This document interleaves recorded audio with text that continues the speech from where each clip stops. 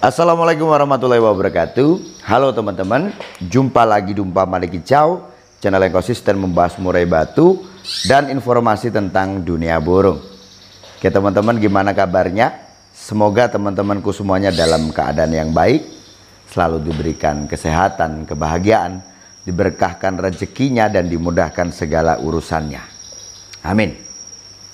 Oke teman-teman, seperti biasanya saya akan menanggapi komentar yang ditulis di kolom komentar YouTube. Ini ada dari Topik Hidayat 4221. Saya punya satu burung murai yang borong semua masalah murai. Cabul iya, over birahi iya, over emosi iya. Cara ngatesinya gimana Om? Mohon bimbingannya Om. Salam dari Riau. Oke, terima kasih ya atas pertanyaannya Om Topik Hidayat 4221. Saya melihat di sini Om Topik Hidayat itu kan sudah merasa bahwa intinya murai batunya itu bermasalah gitu ya. Dan borong semua masalah, katanya seperti itu. Tetapi kalau dipelajari ini, kebanyakan pemain-pemain atau orang-orang yang coba untuk memelihara burung murai batu, mereka itu agak sulit untuk menemukan bagaimana enaknya di burungnya, enaknya itu nyetingnya bagaimana. Ini dikarenakan teman-teman kita ini agak sulit atau agak males mungkin ya untuk coba mendalami bagaimana burungnya, memahami bagaimana burungnya. Saya sering katakan kepada teman-teman soal merawat burung murai batu supaya nantinya burung itu bisa nampil stabil gitu ya. Itu kan 70%-nya rawatan, logika, 30%-nya adalah sugesti. Dimana kita coba untuk memainkan sugesti kita. Coba kita pahami burung kita, coba kita pakai hati gitu loh teman-teman ya. Kita ini kan bicara dengan burung nggak mungkin pakai bahasa kita, apalagi kita juga kan nggak bisa menerima bahasa burung itu seperti apa gitu ya. Nah dengan hati ini tadi, dengan perasaan ini tadi, maka nantinya kita akan menemukan, oh maunya burung itu seperti ini. Ingat ya, settingan harian, settingan lomba yang sering Om Sanda bahas di YouTube. Terus mungkin juga kamu sudah pernah tanyakan kepada teman-temanmu, ini kan sebagai patokan saja. Nah untuk enaknya di burungmu atau istilah orang itu standarnya rawatan itu kan sebenarnya setiap orang yang menentukan. Artinya kamu yang menangani burungmu, kamu memberikan rawatan seperti apa, setting pakannya bagaimana, setting ngerawatnya bagaimana, itu kan standarnya ada pada kamu. Karena kamu yang akan lebih paham gitu ya dengan burungmu. Nah yang agak sulit ini di saat kamu memahami burungmu. Gitu loh ya. Jadi terkesan tuh kayak waduh ini burung ini sulit. Aduh ini burungku ini udah over emosi, over birahi, nyabul dan sebagainya gitu ya. Oke lah ya. Gini. Salah satu jalan yang paling efektif menurut saya, di saat kita mempunyai burung murai batu yang dirasa burung itu agak sulit untuk disetting, coba kita rendahkan settingannya nggak ketemu, naikkan settingannya nggak ketemu. Intinya kita sudah otak-atik. Kan banyak yang perlu diotak-atik tuh. Bukan hanya soal EF-nya, jenis EF-nya apa, jumlahnya berapa, bagaimana rawatannya, mandinya bagaimana, jemurnya bagaimana, embunnya bagaimana, embun pagi atau embun malam, mandinya mandi malam atau mandi pagi atau mandi sore gitu ya. Banyak hal lah ya yang bisa kita lakukan gitu loh ya. Nah tentu saja ini kan coba kita lakukan ya, kita coba untuk menemukan, nah ini enaknya di burung di mana nih, itu yang perlu kita lakukan. Ini kan sesuatu upaya. Nah gini Om, yang paling efektif di saat kita menemukan burung yang sulit sekali lah, dengan langkah-langkah yang sudah kita lakukan dan berikan kepada burung kita ini tadi, akhirnya burung ini nggak ketemu nih. Tetap aja yang kamu katakan tadi, seperti mana over emosinya, over biranya dan sebagainya gitu ya. Gini aja yang paling efektif itu ya, di masa burung itu produktif pun, atau masa burung itu belum waktunya mabung gitu loh ya. Jadi lagi sehat-sehatnya, lagi fit-fitnya, seharusnya burung itu tampil di lapangan. Nah ini karena nggak ketemu enaknya settingan, maka yang paling efektif adalah menunggu burung itu mabung. Cuma kan masalahnya kalau burung itu kalau burung itu masa mabungnya kurang mungkin 2-3 bulan lagi gitu ya. Tapi kalau seumpama burung itu habis mabung, masa kita mau nunggu mabungnya lagi? Kan terlalu lama kan, pengertian seperti itu. Nah, ada langkah ya, seperti mana nol settingan.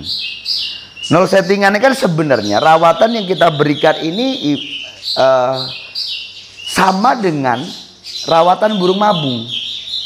Dimana EF kita pangkas, rawatannya kita tidak berikan, jemur tidak berikan, mandi acak dan sebagainya. Ini kayak ngerawat burung mabung. Istilahnya itu simulasi ya, rawatan mabung untuk nol settingan ini tadi. Dan nol settingan ini sendiri juga efektif. Banyak yang masalah-masalah di burung itu yang merasa bahwa masalah ini sulit untuk ditangani gitu ya, dengan cara nol settingan ini tadi, ternyata itu efektif. Hanya saja biasanya kalau diberikan pilihan untuk nol settingan, ini kan orang nih biasanya ya sehabis tanya ada jawaban, tinggal mereka itu mau eksekusi atau tidak. Dan kebanyakan nih, walaupun nanti dieksekusi gitu ya, tetapi ada rasa ragu di situ. Ragunya di mana? Biasanya sih dengan kondisi burungnya. Terus ada lagi itu yang dia nanti ragu itu, nanti jangan-jangan burungnya mabung lagi om. Nah itu ya. Jadi pertimbangan-pertimbangan itulah yang akhirnya teman-teman ini akhirnya agak sulit lah untuk memutuskan, ya udah burungku tak nol settingan gitu ya. Nah teman-teman, nol settingan ini sangat efektif di saat kita sulit untuk menemukan. Yang penting kita udah lakukan banyak hal ini tadi loh ya, tapi nggak ketemu-temu, nol settingan ini loh caranya. Itu seperti mana pembuktiannya ya, itu burung di mana saya buat konten pertama kali. Teman-teman yang udah lama mengikuti channel Umpama Kicau ini kan, sejarah channel Umpama Kicau kan pasti paham ya. Dimana Om Sanda itu dapat burung yang banyak masalah di situ. Pasti saya rasa kalau ini untuk orang awam ini memandang bahwa ini, wah ini burung ini nggak layak untuk dibeli. Tetapi kenapa kok Om Sanda beli? Jadi itu teman-teman, Om Sanda itu bukan hanya ngelihat burung juaranya gitu ya, tetapi dengan melihat burung saja itu kan kita ini sebenarnya kalau kita coba untuk mainkan hati atau sugesti ini tadi, maka kita akan ada tuh feeling, oh ini burung ini kayaknya kena dibina. Bayangin aja coba si Umpamane itu. Dan ingat ya, Umpamane itu masih ada loh burungnya, masih hidup sampai saat ini, dan burung itu juga sering juara di tangan orang lain tapi ya, karena burung itu sudah Om Sanda jual waktu Om Sanda pulang ke Lampung. Kebetulan nenek Om Sanda meninggal waktu itu dan Om Sanda butuh duit kan ya. Itu cerita lama lah teman-teman. Jadi intinya burung itu banyak masalah. Satu, dia ngawin tangkringan. Dua, suaranya serak. Saya beli burung itu dengan tidak tahu apa sih sebenarnya isian burung itu, bagaimana suaranya gitu ya. Tapi karena saya melihat, aku ada feeling nih, oh burung ini kayaknya kena dibina. Ya sudah, aku bina. Dan di situ kan saya katakan kepada teman-teman waktu itu ya, dengan teman-teman saya di sini, kalau saya tidak bisa menangani burung ini dalam waktu paling tidak 1 bulan lah, nggak bisa saya tampilkan burung ini, maka saya tidak akan mainkan burung gitu loh ya.